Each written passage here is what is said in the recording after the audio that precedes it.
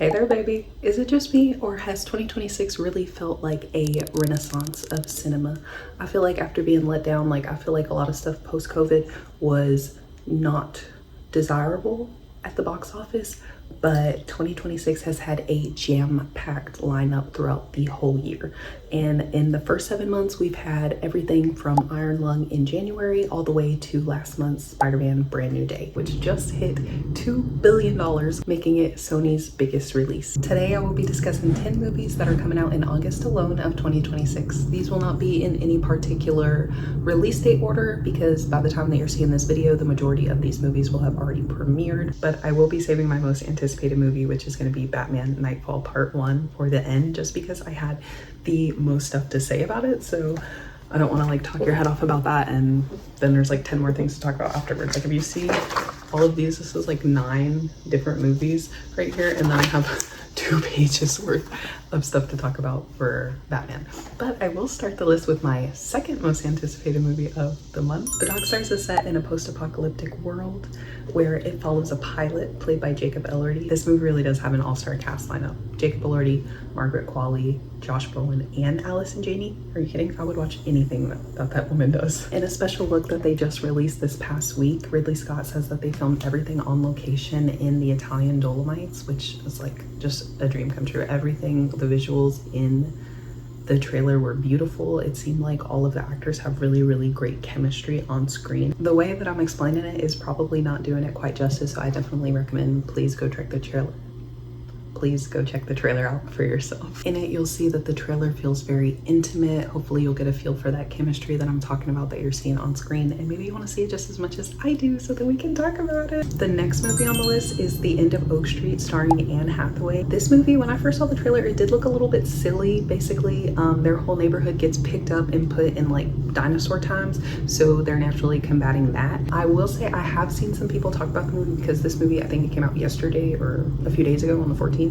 And I did see some things that made me want to see it honestly even more, because when I initially saw the trailer, I was like, this looks a little silly. Like, it looks like it could be good. It looks like it's shot well. It's got Anne Hathaway in it, but it just wasn't really drawing me in from the trailer. But I did see a few people talk about it, which did kind of spoil the ending for me, but I'm not going to do that for you.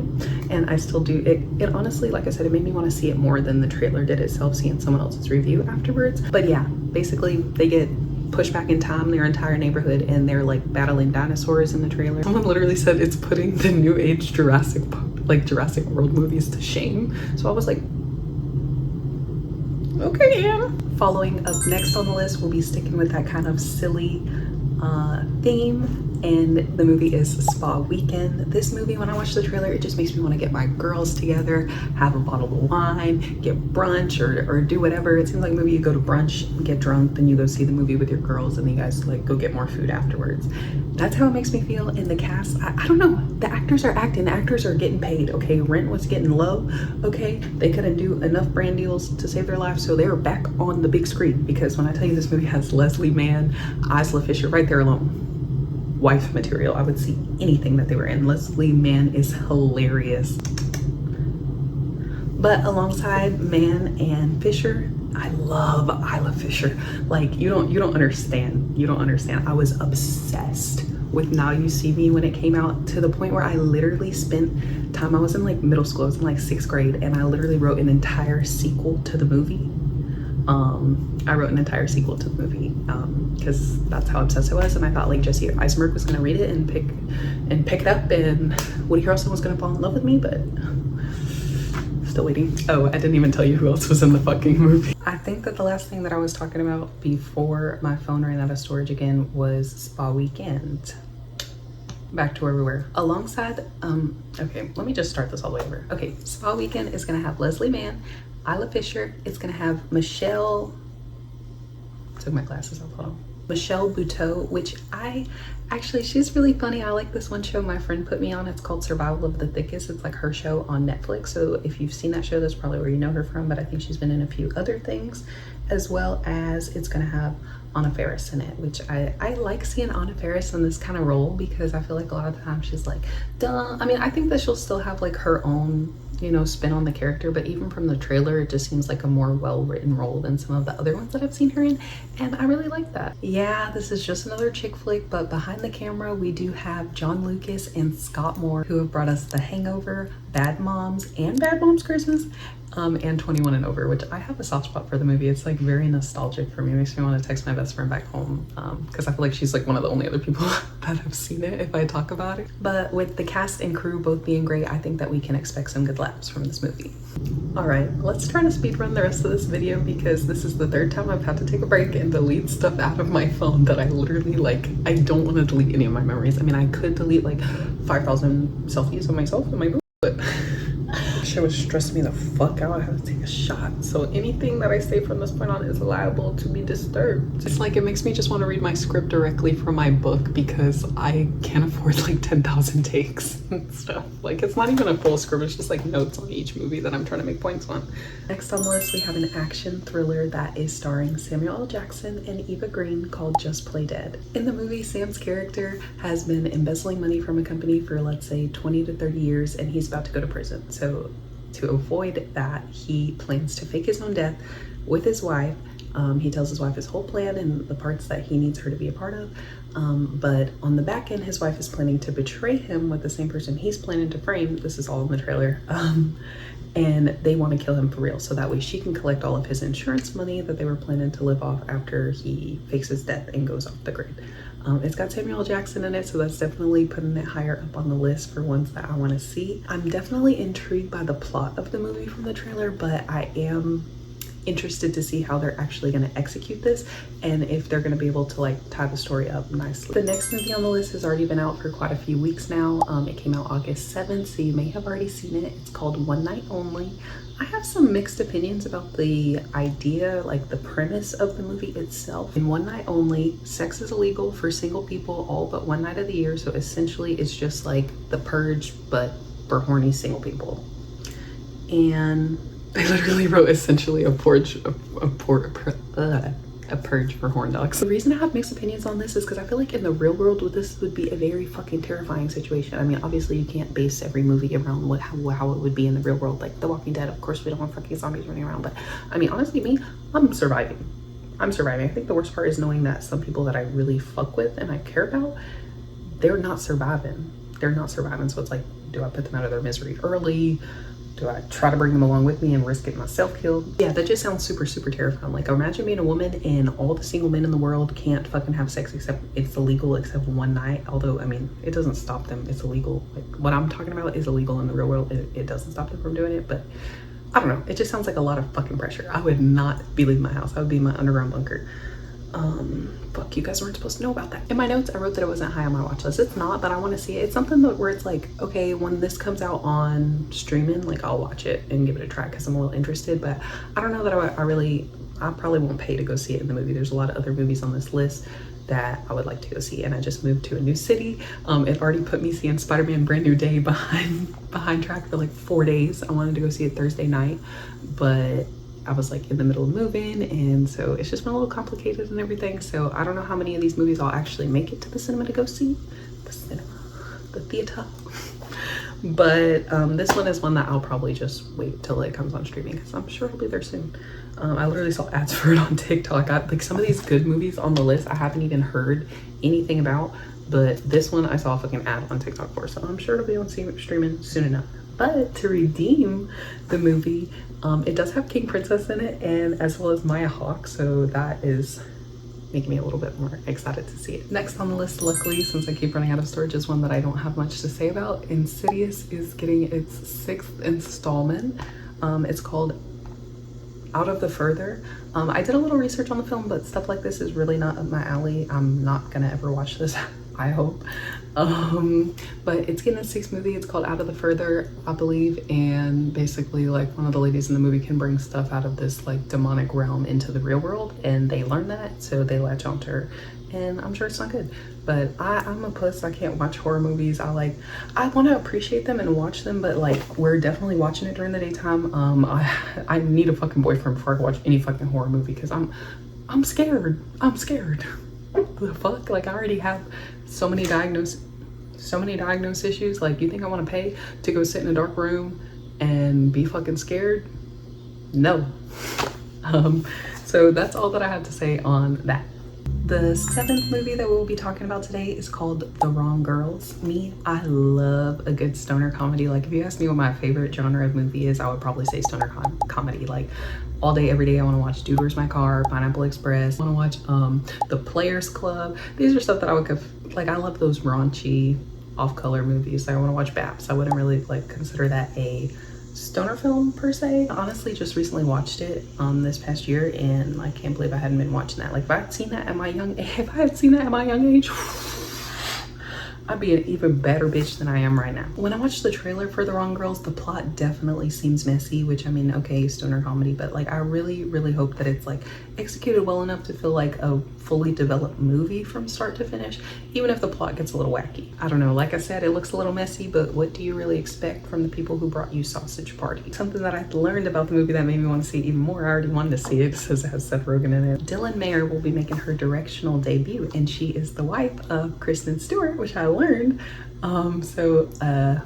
Queer actor, or a queer director's first debut. I have to support the movie when it comes out. Kristen Stewart will be starring in the movie alongside Aaliyah Shawkat, who you may have seen in Search Party. My dad keeps telling me that I need to watch Search Party. I will watch it one day, Dad, but my watch list is just ever growing. But he says it's really good. She's in that, as well as she was in Arrested Development, which I already love that show. Anything with Jason Bateman in it is.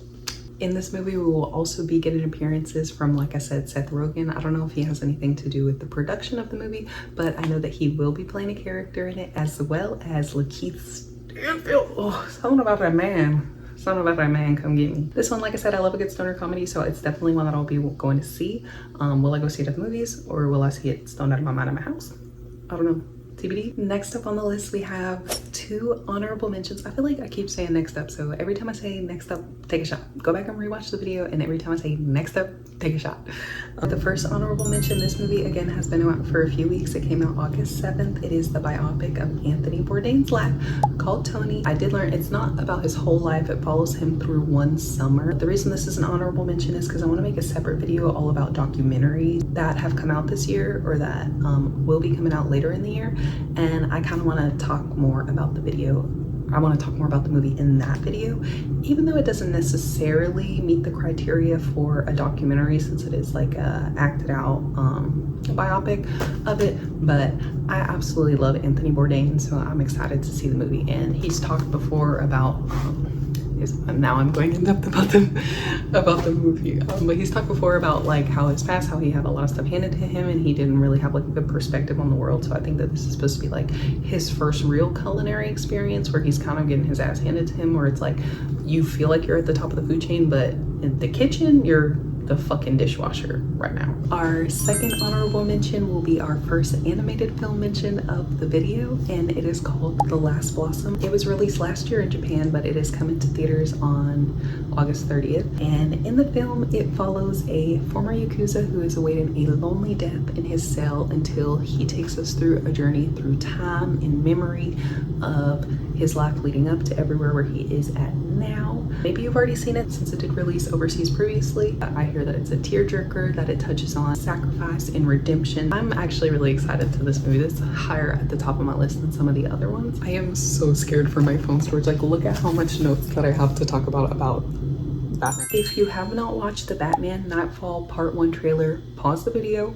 promise to come back, wait, promise to come back, pause the video, go watch it, and then come back so we can be on the same page. A lot of you probably are already aware of the full storyline, because the Batman Nightfall is adapted from a 93 to 94 storyline of Batman. Honestly, it's like fucking iconic in comic book history, so like I said, more than likely you probably already know the whole entire plot and story, but I'm so excited that it's finally getting animated. Basically, in this movie, Bane is no fucking joke. So he releases the rogues gallery of villains from Arkham Asylum. He like destroys Arkham Asylum, and Batman is at his wit's end, and Bane is pushing him there. Bane is playing the long game in this series, and I'm just so excited for something gritty and violent and dark. In the trailer, we see everyone from Tim Drake.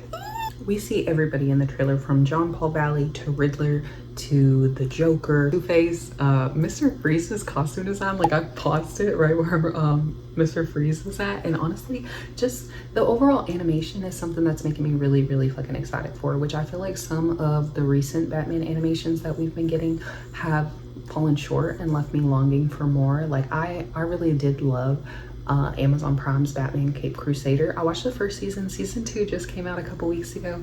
I tried to watch it, but I was a little confused. Like, I was like, what the fuck is going on in this first episode? So maybe I was too high. I don't know. I turned it off. I was trying to watch it with my brother. But I didn't love the animation of that. I liked the show. I watched it. I would rewatch it. But the animation was just like very flat. Like, even their Two-Face in Cape Crusader, it's like just half his face is just black. Like, but I understand the animating is super fucking hard, so I commend them for what they put out still. Again, like I said, I just am really excited to see some gritty violence, and I feel like DC's animated stuff is through the roof. Okay, their cinematic universe, I can't really fucking get into it. It always is disappointing me, but their animated stuff is so good, and I think this is going to be a really, really fucking good one. And we're gonna get at least a trilogy. The comics are a trilogy, so we're getting at least that. The runtime of this movie is kind of short. It hits around an hour and 19 minutes, which does, you know, have me question how much they're gonna be able to pack into an hour and 19 minutes. I mean, I know it's supposed to be multiple movies, but how much of it are they actually going to cap off in this first part that they're releasing? I just genuinely feel like it's going to be a really nice change of pace from all of seeing only the good parts of superheroes that they love giving us, you know, just powered by armored plot holes. I feel like I could just talk about this movie even before I've seen it all day, so I'm gonna try to wrap up some of my plot points. The movie is directed by Jeff Wamster, who brought us Crisis on Infinite Earth, which did not really do great. I haven't seen it, so I'm just gonna be transparent about that. But I was watching a lot of videos on this when I was doing my research, and that really fell short. But who I'm hoping is going to make up for it is the script is written by Jeremy Adams, who's done stuff that we all love. He's brought us Young Justice, various Scooby-Doo projects, and done some episodes of Supernatural. He did like around 15 to 20 episodes. So hopefully them as a pairing will, I mean, just, it's gonna be good. It's gonna be good. There's no question about it. I'm really excited to see how they weave all of the villains together, because basically Batman is fucking tired. Batman is tired, already at like his limit, and here comes Bane. Here comes Bane letting out all of Batman's worst fucking nightmares into the city, and so Bane is gonna wait. He's gonna wait till Batman's been up sleepless nights chasing villain after villain after villain, because Batman can't just turn his back on his city after this long. Even though he's tired, he's a better man than me. I would have hit that dope. So Bane is waiting and catches Batman when he's vulnerable. But no, they literally refer to it as the breaking of the bat. It's a very iconic scene in comic book history, so you probably already know about it, but I'm sorry, I know my energy's off. Like, I'm so irritated making this video. Like, I just deleted an hour worth of fucking footage off my phone and put it on my Lacy drive so I could finish recording this, and it still told me I didn't have enough storage. Like, I wish my camera had a mic so I could kind of like import for a mic so that I could just use my camera, but we're using our phone. I don't even really want to finish talking about the movie because I don't know where I was at, or if I said everything that I need to, or if I need to take another take, but moving on. Anson Mount, who played Black Bolt in Doctor Strange Multiverse of Madness, is going to be the voice of Batman and Bruce Wayne. Jack Griffin will be playing Tim Drake. Michael Mondo, who we just saw as Scorpion in Spider-Man Brand New Day, will be the voice of Bane. And Pablo Schreiber will be playing John Paul Valley. He's known for a variety of different roles, but he also played Master Chief in the series Halo. The film originally premiered a few months ago at an international film festival, but it is set to release to us August 25th, 2026. I believe it will be available for rent on Apple TV and Amazon Prime as well. I think it's for rent. I'm not sure. It's on pre-order right now, so I think it's for rent. I think it'll probably be like 20 bucks to watch the movie. I don't think it's just like coming straight to streaming. But like I said, I may have to make a separate video just about this, probably after I watch it at this point. All right, baby, that'll be all for today's video. That was my 10 movies coming out August 2026 that I am excited to see. Let me know what your most anticipated movie on this list was, as well as let me know what your favorite movie that you've already seen in 2026 was. Originally, this video was going to be all the movies coming out for the rest of the year 2026. I do have a list that I'm working on so I can continue doing it, but August already hit 10. Honestly, I think I cut a few, so I just figured that you guys would rather watch a video about this length. But let me know if you like a video, I don't know till I edit it, but this probably will be around 15 to 20 minutes. So let me know if you'd rather watch it like broken up month by month, or if you would be willing, like when you sit down and watch a video like this and you want to nerd out, are you tapping out around 15 to 20 minutes when you put it on, or would you rather see like an hour video? I don't even want to edit an hour video, so I don't know why I'm giving you that option. But I hope that you guys really enjoyed today's video. It brought me a lot of stress and pain, and I need to fucking smoke. I'm losing my train of thought. Like, my brain is literally fucking melting. I wish Bane was coming here to fucking break my back and destroy me. Stressed out. Hear me out though, Master Chief. I didn't watch the Halo series, but Master Chief would be on my hear me out cake. I don't even think you would have to listen that hard. I think you hear me, girl. I think you hear me. Cochlears are turned up. I'm just rambling at this point. That's why my phone has no fucking storage. But I'm gonna let you guys go. And I hope that you enjoy the rest of your evening or whenever you're watching this. And maybe subscribe to see me in the next video. I need to smoke. Okay, love you. Bye.